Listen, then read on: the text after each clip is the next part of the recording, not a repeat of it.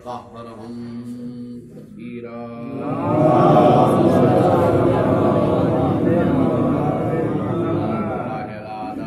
وقتلتهم وواصل حقوقهم ومنكري فضائلهم ومصائبهم أجمعين آمين يا رب العالمين. أما بعد فقد قال الله سبحانه تبارك وتعالى في كتابه المبين وهو أصدق الصادقين. بسم الله الرحمن الرحيم. إنما يريد الله ليذهب عنكم الرجس أهل البيت ويطهركم تطهيرا. اللهم صل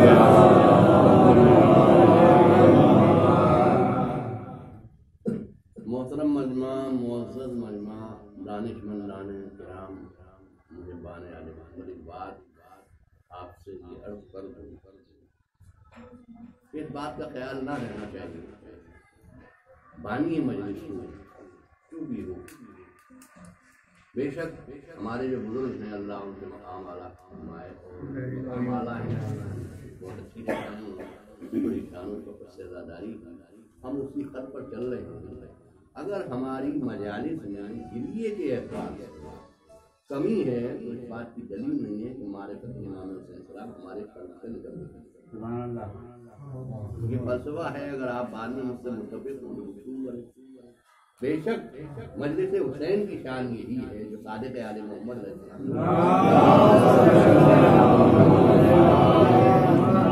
کسی مومن نے کہا ان کے ہی زمانے میں کہ مولا دیکھی میں رویا اور بہت رویا.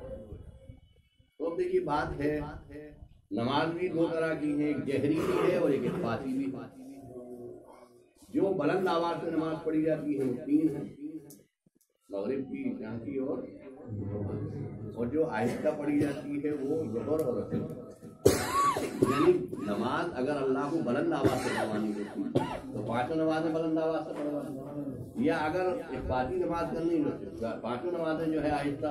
یعنی اسلام میں نماز جو اللہ کی عبادت ہے اس میں جہر بھی ہے اور اخفات بھی ہے، یعنی بلند آواز سے بھی ہے اور آہستہ بھی ہے. لہذا میں یہ نہیں کہہ رہا، کسی کہنے والے نے کہا مولا رویا تو آپ نے کیا فرمایا؟ آپ نے یہ فرمایا کہ ایسے رو جیسے ماں اپنے جوان بیٹی کی لاتے. کلو جزن و فزن مکروہ، ہر جزا کرب بے چینی تڑپ کے رونا مکروہ ہے. دو حدیثیں والد ہوئی، دو حدیثیں فضل مسائل پڑھی گی. کلو جزن و فزن مکروہ الا سوا جد حسین، ہر بے قراری سے تڑپ کر کے رونا مکروہ ہے مگر میرے جد مظلوم. سبحان اللہ، دھیان رہے. اور بعض روایت میں تو یہاں تک ہے کہ کلو جزن و فزن حرام سوال جد حسین علیہ السلام، سوائے ہر جگہ بے قراری. سوتان لا یغلہم اللہ، دو آوازوں کو درود پڑھیں محمد علیہ وسلم.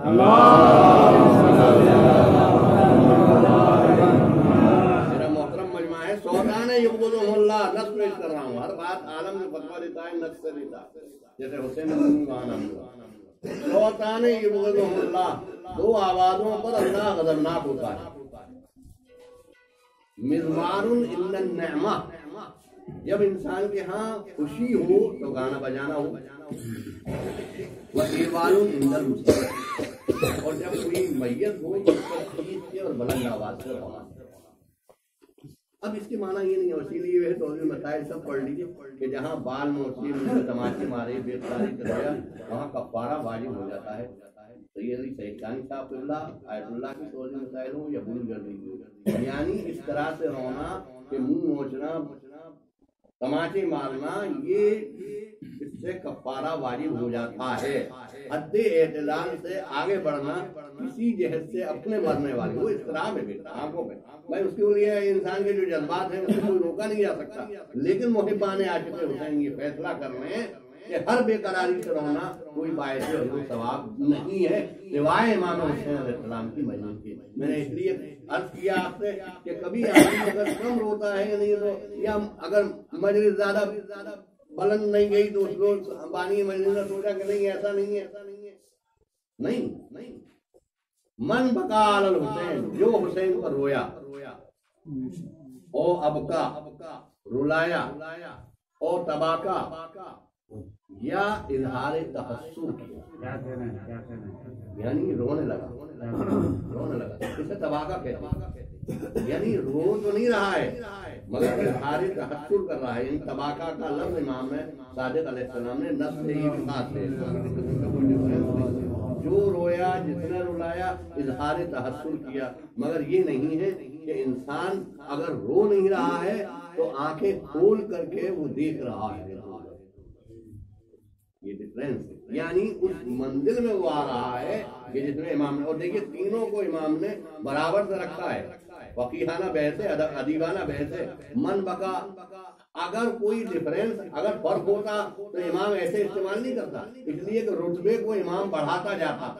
جو من بقا، جو رویا اور رلایا اور رونے والے کا تحسر کیا تو وجبت لہ الجنہ، اس پر جنت واجب ہے. درود پڑھیں محمد.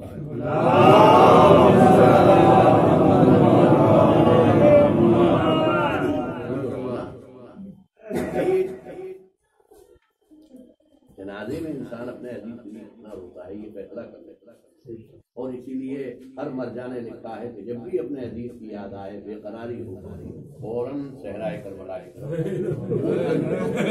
کرے کہ تو کیا رو رہا ہے اپنے عزیز کے اوپر، تو کیا گریہ کر رہا ہے. ایک میت تیرے گھر سے نکلی ہے تو تیرے اوپر اتنا اضطراب اور بے چینی اور کرب ہے. تو مومن ہے،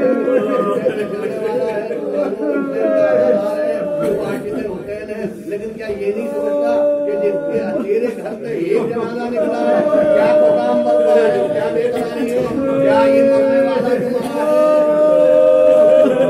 کیا اسے غسل دیا گیا، اسے کفن پہنایا گیا، عزیز و اقربا آئے، تعزیت ادا کرنے کے لیے آئے، جنازہ اٹھا ایک عزیز کے لیے اتنا رو رہا ہے جہاں بہتر لاکھ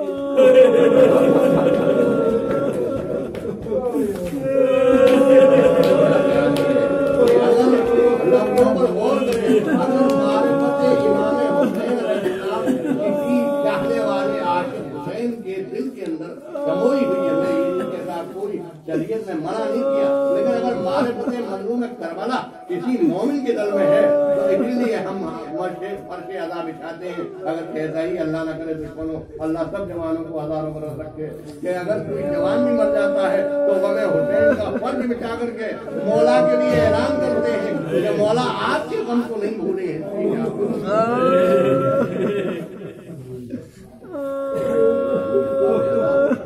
آپ خود فیصلہ کریں کہ یہ غم میں کتنا بے چین ہوتا ہے، کتنا تڑپتا ہے، کیسا اس کے احساسات کیسے بڑے ہوتے ہیں. لیکن جہاں اتنے عزیزوں کو اس کی جاتی نہیں ہے، خیال نہیں کرتا ہے. عزیزان گرامی، بس چند جملے آیت کے ذہن میں اب بعد میں انشاءاللہ بھی بتائیں پڑھوں گا تھوڑی دیر، مگر یہ عرض کروں گا انما یرید اللہ لیذہبا، اے اہل بیت، اللہ نے یہ ارادہ کر لیا کہ تم سے ہر قسم کی نجاست کو دور رکھے اور اس طرح سے پاک رکھے کہ جو پاک رکھنا ہے، یعنی جو تمہاری شان و منزلت ہے. عزیزان گرامی، کس نے ارادہ کیا ہے اہل بیت کے پاک کرنے کا؟ اللہ نے.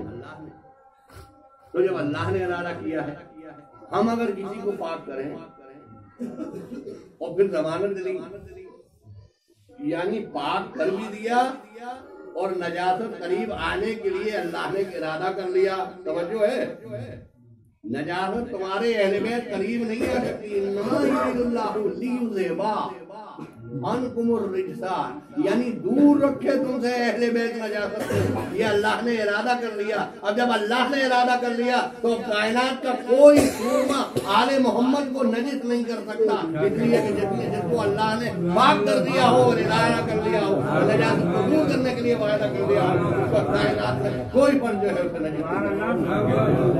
یہ مقام و منزلت ہے آل محمد ہے. یہ وعدہ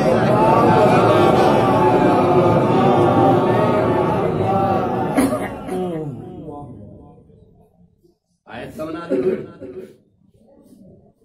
جب رسول اللہ صلی اللہ علیہ وآلہ وسلم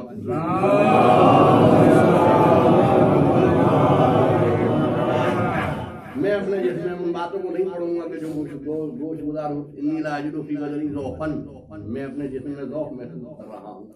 ये बदन में ज़ौफ़ महसूस कर रहे हैं आप। ये बदन क्या है?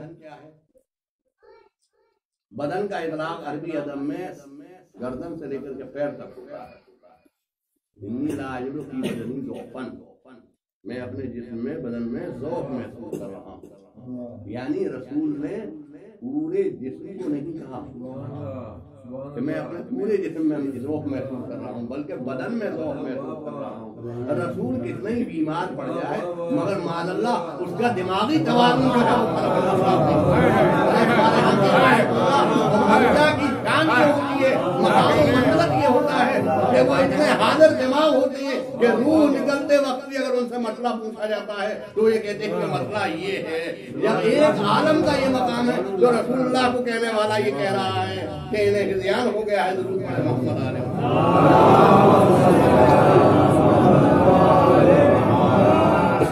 किस मुंह से कह रहा है? वहाबियत तो वहीं से शुरू हो गई। मैं तो कहता हूँ मेरा दिमाग आप भी मेरे साथ चलें और अगर कोई हो तो आप एतराज चलें, मुझे कोई उसमें उधर नहीं है कि मैं डर जाऊँ काम मेरी इंसल्ट कर रहे हैं। लेकिन वहाबियत तो वहीं से शुरू हो गई, आज शुरू हो गई। वही नस्ल है, वही खून है, दुरूद पढ़े मोहम्मद अलैहि। अगर वो ना कहते, अगर वो ना फरमाते तो आज वहाबियत न होती। अरे अगर नस्ल में 70 पुश्तों तक जो है खून का असर जाता है, दुरूद पढ़े मोहम्मद अलैहि।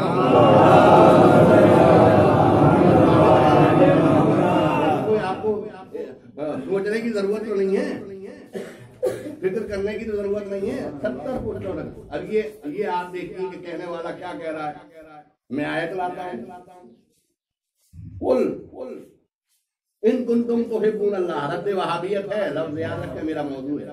कुल रद्द वहाबियत, ये कुरान खुदा तबाह हो बर्बाद कर दे। तुम कुरान के ज़ाहिरी ट्रांसलेशन के ऊपर भी अमल नहीं करते, तफसीर की बात कीजिए। और फरमाए बराबर मोहम्मद, दुरूद पढ़े मोहम्मद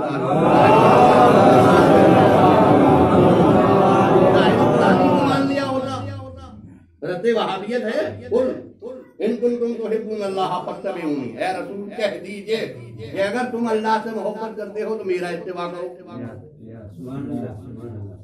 अगर अल्लाह से मोहब्बत करते हो तो मेरा इत्तिबा करो। अरे अपना इत्तिबा काहे को करवा रहा है? यानी इत्तिबाए रसूल जो है वो इताअत खुदा में दाखिल है। इताअत खुदावंदे आलम इत्तिबाए रसूल में दाखिल है।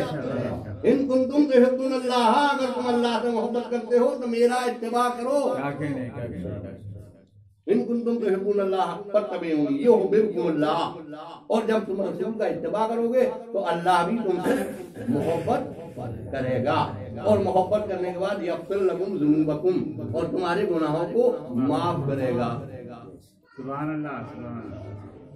एक आयत मा आताकुमुर रसूल, रद्द वहाबियत। ट्रांसलेशन पढ़ने में कोई अदीब हो, नया अवसर पढ़ा हुआ है, गिरामत पढ़ा हुआ है। मा आताकुमुर रसूल, जो तुम्हें रसूल दे, यानी देने के बाद हलवा पराठा दे, केले दे, अच्छी उम्दा खाने की चीजें दे, तवाफ लगा के दे। मा आताकुमुर रसूल, जिस बात का रसूल, आयत पढ़ रहा हूँ, मा आताकुमुर रसूल, जिस बात का रसूल तुम्हें हुक्म दे उसको करो। वमा नहाकुम अन्हु फंतहू, और जिस बात से मना करे उससे रुक जाओ। मालूम ये हुआ कि रसूल का फरमान अल्लाह का फरमान, अगर रसूल फरमा रहे हैं तो अल्लाह फरमाना है, रसूल की इताअत अल्लाह की इताअत, अल्लाह की इताअत।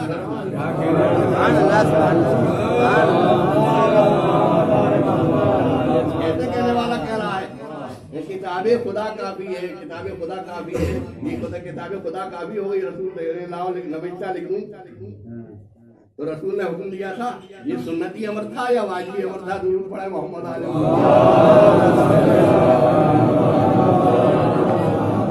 अकीदत पूछो, ये जो कलम दावात मारा था ये सुन्नत था, नमाज शब की क्या था, वाजिब था या नहीं था? नुक्ता है, दुरूद पढ़े मोहम्मद अलैहि।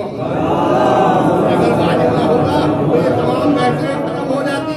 अरे हर मुल्ला वहाबी और नासवी खारजी ये कह देता कि अरे वो तो सुन्नत काम था, उसका तर्क करना तो जायज है। तो इस्लाम में कितने ऐसे सुन्नत हैं जो छोड़े जा सकते हैं? इसके माना ये है कि ये अहम में फर्ज है फरमाने मोहम्मद मुस्तफा सल्लल्लाहु अलैहि वसल्लम था कि जो कलम नहीं दिया गया, यानी इताअत रसूल नहीं की गई और रसूल की नाफरमानी की गई। किस से कह रहा है? कहने वाला के हम अल्लाह और रसूल की इताअत करते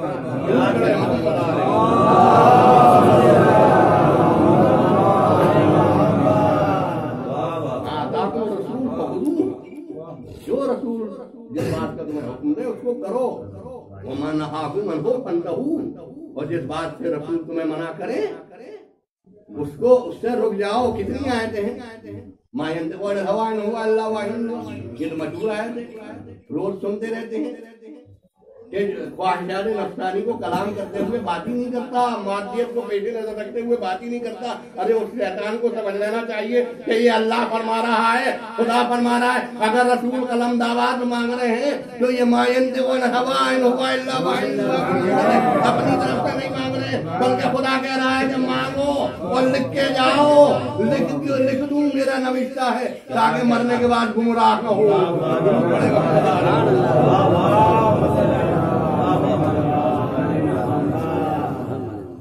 कह रहा है रसूल फरमा रहे हैं कलम इन वक्त मुझे कलम दे, कलम और कागज दे दो ताकि तुम्हें ऐसा नविश्ता लिख दूं कि मेरे पास गुमराह न हो। तो रसूल तो मांग रहे हैं वमा रमेता इधर रमेता, कितनी आयतें हैं? ये कहने वाला कहते किताब खुदा यानी रसूल की इताअत अल्लाह की इताअत। खुदा गवाह है कि 4 आयतें कुरान के अंदर न होती तो मालूम ये होता कि रसूल की मदह तो अल्लाह के नजदीक साबित है, मगर रसूल की इताअत साबित ना होती। रसूल की मोहब्बत तो साबित होती, मगर अल्लाह की इताअत और रसूल की इताअत यकजा समझ करके नहीं आती। ये आयतें बताती हैं कि रसूल की इताअत अल्लाह की इताअत है, अल्लाह की और कमाए मेरा मोहतरम मजमा, मेरा मौजूद मजमा, दानिशमंद मजमा, समझ ले। पढ़ रहे हो कुरान, खूब पढ़ो। ऐसे अंधे बात आलिम कुरान और कुरान में जलौन हो। बहुत से कुरान पढ़ने वाले भी झूम झूम के पढ़ते हैं, मटक मटक के पढ़ते हैं, मगर कुरान उन पर लानत भेजता है। हमें फख्र ये है कि हमारे ऊपर लानत नहीं भेजता, इसलिए कि हम कुरान को भी लिए हुए हैं, अहले बैत को भी लिए हुए हैं। लानत उन पर करता है जो कुरान पढ़ते हैं मगर अहले बैत को छोड़ दिया है।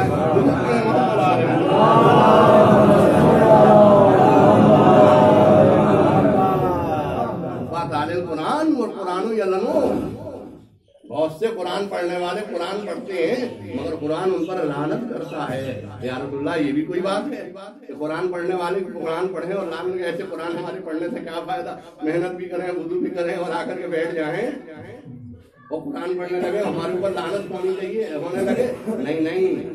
और रसूल ये बताना चाहते हैं कि जिन्होंने अहले बैत को छोड़ दिया है, वो जो नहीं समझते हैं उनके ऊपर उन कुरान पढ़ने वालों पर अल्लाह की लानत है। लेकिन जो अहले बैत से मोहब्बत करते हैं, इस्लाम हमारा मजहब है, हम शान मुसलमान रखते हैं, ये बात हम ही को ज़ेबा है, हम गैब पे ईमान रखते हैं। 2 हाथ खुदा ने हमको दिए, दोनों में बहुक्म पैगंबर, एक हाथ में इज्जत का दामन, एक हाथ में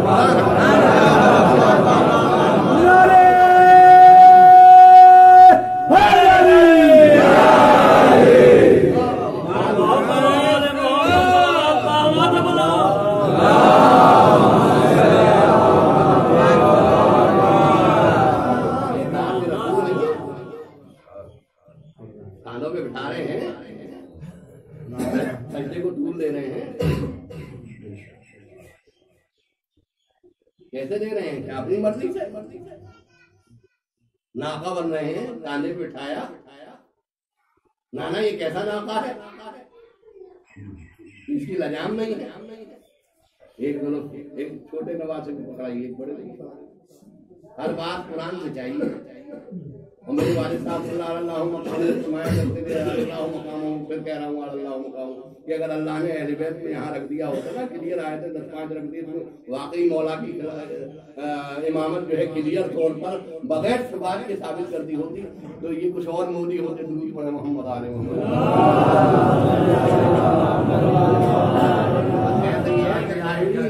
और بدتر ہو گئے. درود پڑھے محمد علیہ.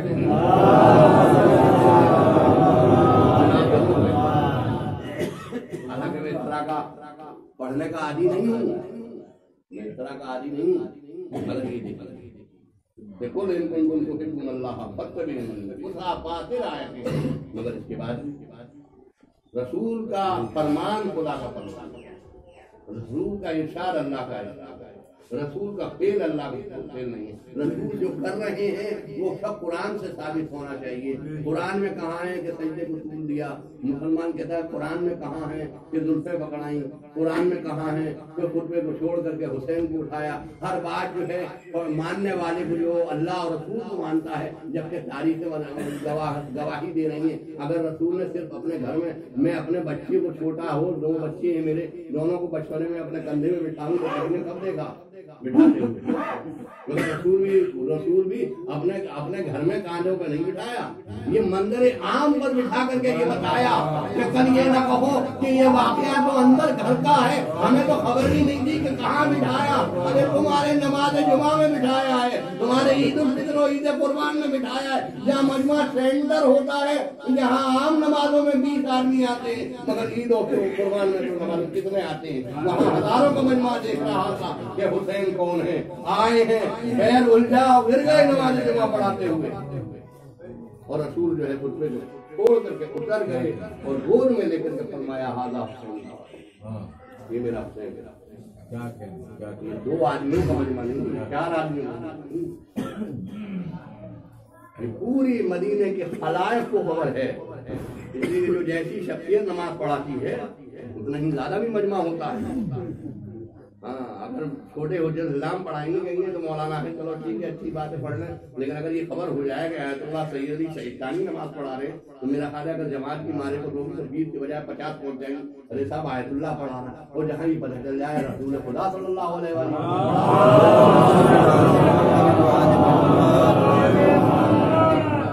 اتنے بڑے مجمع میں رسول کر رہے ہیں, رسول فرما رہے ہیں, رسول تعارف کرا رہے ہیں ھذا حسین فارقون, یہ حسین ہے اسے پہچانو. لیکن لفظ کہنا چاہوں عالمون کیوں نہیں کہا, فارقون کیوں کہا, ہم نہیں پہچانتے امام علیہ السلام.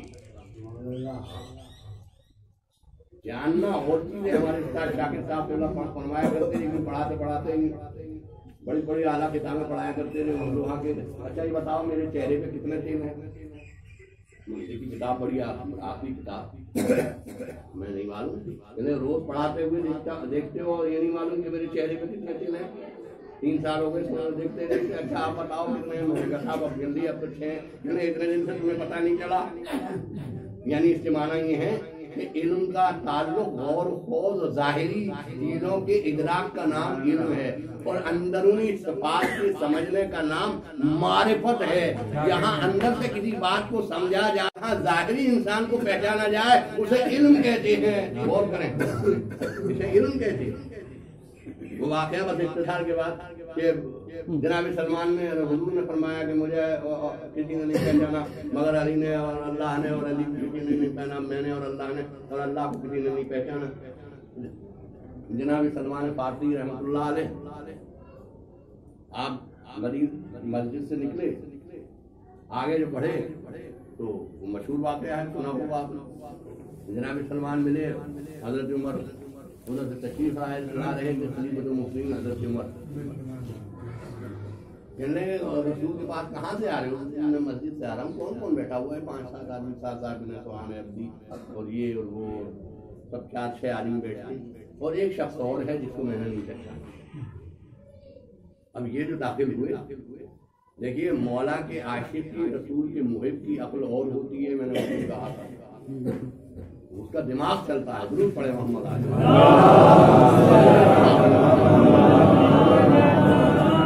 اب انہوں نے دیکھا کہ یہ کیا بات ہے, انہوں نے دیکھا کہ 4 آدمیوں کے نام لے دیے جناب سلمان میں, یہ کہنے 5 میں علی کو نہیں جانتے.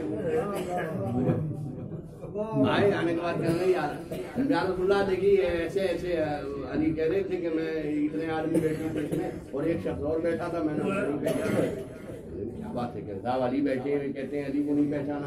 حضور نے بلوایا کہ علی کیا بات ہے, کہہ رہے ہیں حضرت عمر کہ اتنے لوگ بیٹھے تھے اور ایک شخص اور بیٹھا ہے کہ میں نے اسے نہیں پہچانا. کہ حضور آپ نے تو فرمایا کہ اللہ کو کسی نے نہیں پہچانا میں نے اور علی نے, اور علی کو کسی نے نہیں پہچانا میں نے اور اللہ نے, اور اللہ کو کسی نے نہیں پہچانا. تو میں علی کو کیا پہچانوں گا جب آپ نے کہہ دیا یہ تو آپ جانتے ہیں اور اللہ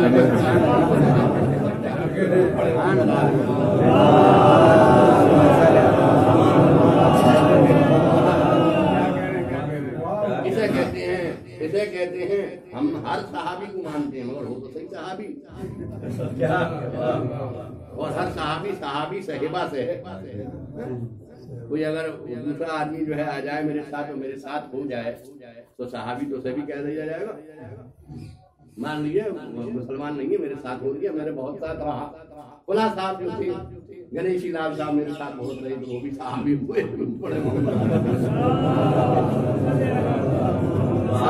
صحیح بات ہے, عربی ادب میں ملا ہے صحیحہ کی وجہ ساتھ ہونے کی, یعنی ساتھ کوئی بھی ہو سکتا ہے. اگر غیر مسلم کے ساتھ ہو تو اسے بھی صحابی کہا جائے گا. درود پڑھے محمد علیہ.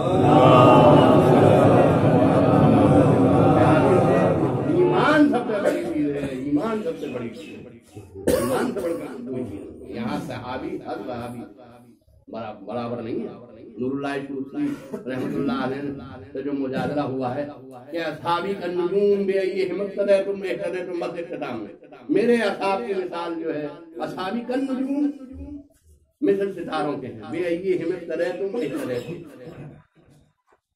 تم کسی ایک کی اقتدا کر لو گے ہدایت پا جاؤ گے. یہ حدیث ہے مگر معتبر, یعنی جعلی حدیث نہیں ہے. مگر نور اللہ شوقی رحمۃ اللہ علیہ نے جواب دیا صحابہ گرجے جملہ کنجومن بلے بلے بازے کا واقف نہیں. اگرچہ صحابہ مثل ستاروں کے ہیں مگر بہت سے ستارے نجس بھی ہوتے ہیں اور ڈراؤنے بھی ہوتے ہیں, انسان دیکھ کر کے گھبراتا ہے. یعنی ہر ستارہ برابر نہیں ہے, ہر ستارہ ہدایت نہیں کرتا, ہر ستارہ راستہ نہیں بتاتا. بہت سے ستارے ایسے ہوتے ہیں جو ورغلا بھی دیتے ہیں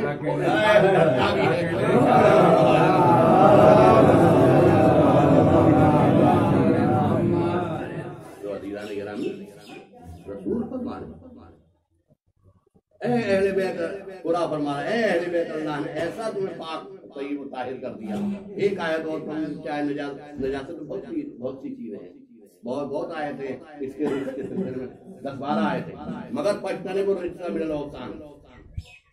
پاک کون ہوگا؟ پاک وہ ہے جو بچپنے سے پاک ہو, شروع سے پاک ہو, باپ پاک ہو, نسل پاک ہو. بیچ میں اگر پاک ہوا تو پاک نہیں ہے, پاک اسے کہتے ہیں. اب اگر بیچ میں پاک ہو گیا تو اسے پاک نہیں مانا جائے گا. رسول اللہ حدیثوں میں آیا ہے. تو اب پاک اسے کہتے ہیں جو شروع سے پاک ہو. بیچ میں اگر کسی نے اعلان اسلام کر لیا اور مسلمان ہوا تو اب یہ مسلمان کب ہوا؟ فاجتنبوا الرجس من الاوثان, پرہیز کرو رجس سے. وہ کون؟ بتوں کی سرپرستی, بتوں کی پرستی. کسی نے بھی مولانا مرزا اظہر صاحب اللہ بڑی اچھی مثال دی, اللہ ان کی مدارج اعلیٰ فرمائے کی جگہ. مجلس پڑھ رہے تھے, کہتے صاحب ایسا ہے کہ جیسا جس کا بچہ ہوتا ہے اگر بہت زیادہ مومن ہوتے ہیں تو بچہ ویسے ہی کرتا ہے. ہم نماز پڑھ رہے ہیں مظلوم رحمۃ اللہ علیہ, ہماری بھی بچے ہیں. اب وہ بچہ ہم نے نماز پڑھتے ہوئے دیکھا, اب ہم تو ظاہر ہے الحمدللہ باقاعدہ نماز پڑھ رہے ہیں, مرحوم نے فرمایا اچھی بات ہے. اب ہمارا بچہ بھی جو ہے وہ بھی جگہ رکھ کے یوں کر رہا ہے, اب بچہ جو ہے کر رہا ہے. اب اس نے دیکھا کہ صاحب یہ بچہ بھی کر رہا ہے, اور طلب ہے ان کی مرحوم کی مثال. اس کے معنی یہ ہے کہ اگر باپ مومن ہوتے ہیں تو کیسے ہی صحیح اولاد کا پتہ چل جاتا ہے کہ وہ سجدہ کر رہی ہے یا نہیں. اس کے معنی یہ ہے کہ اگر مولائے کائنات کے باپ مشرک ہوتے کبھی تو بچہ جو ہے غیر کے آگے سجدہ کر کے بتاتا ارے انہوں نے تو کبھی غیر کے آگے سجدہ کیا ہی نہیں, لہذا کیسے کہہ دیا جائے کہ ان کے باپ کافر تھے. جن کے باپ کافر تھے ان کے تاثیروں میں بت موجود تھے, کیونکہ باپ دادا جو کرتے چلے آئے تھے وہی کرتے رہے. ضرور پڑے محمد علیہ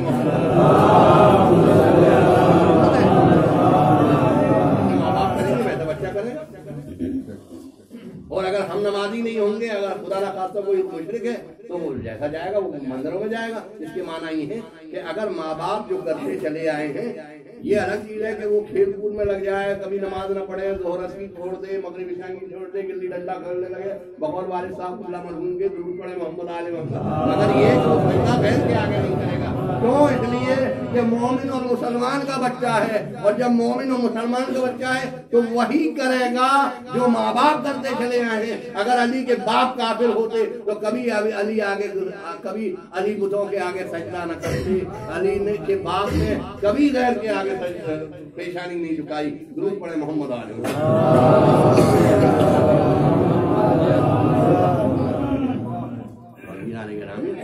یہ اہل بیت ہیں جنہیں اللہ نے ان کی طہارت کروائی، اور جہاں پنجرہ پاک طہارت میں داخل ہاں سبھی داخل یا جناب ثانی زہرا صلوات اللہ علیہ اس آیت کی مصداق نہیں، مصداق کیا ہے؟ ورثے میں جسے چادر یقین ملی ہے، سر ننگے وہی زینب دل، اسلام پہ الزام ہے تلوار سے زہرا، کیا ہاتھ میں زینب کوئی شمشیر ملی ہے؟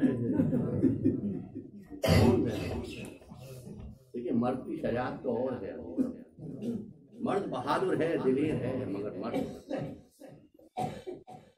اگر کربلا میں شیروں نے دلوں نے اپنی بہادری دکھلائی تھی ارباب ادا تو مرد تھے، لیکن جہاں بے وسی ہوں، دشمنوں کا نرغہ کوفہ و شام کا بازار ہو، ظالموں کا نرغہ ہو، ذلیل و خوار لوگ موجود اور وہاں خطبے پڑھ پڑھ کے اپنے بھائی کی حقانیت کا اعلان کرنا، ہمراہ لا کے جناب قرت فیض آبادی ہمراہ لا کے اہل حرم کو حسین نے منصوبہ یزید کو بے گھر کر دیا۔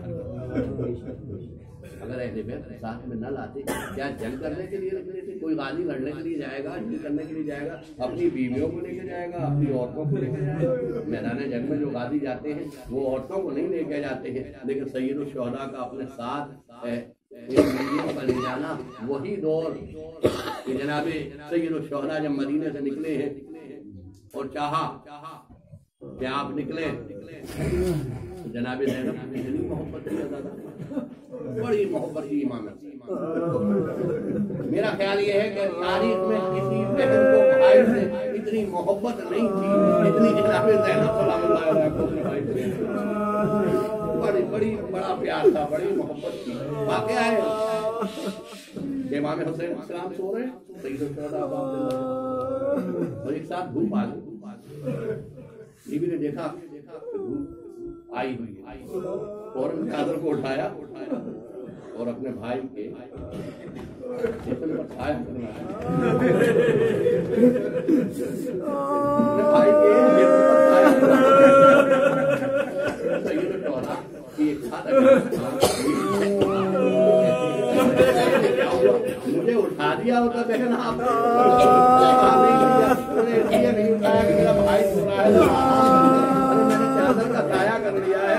ارے میں عرض کروں گا، ارے بیوی آج حسین سو رہے ہیں، اگر آفتاب کی دھوپ آ گئی ہے تو آپ نے اپنے بھائی کے جسم میں چادر کا سایہ کر دیا۔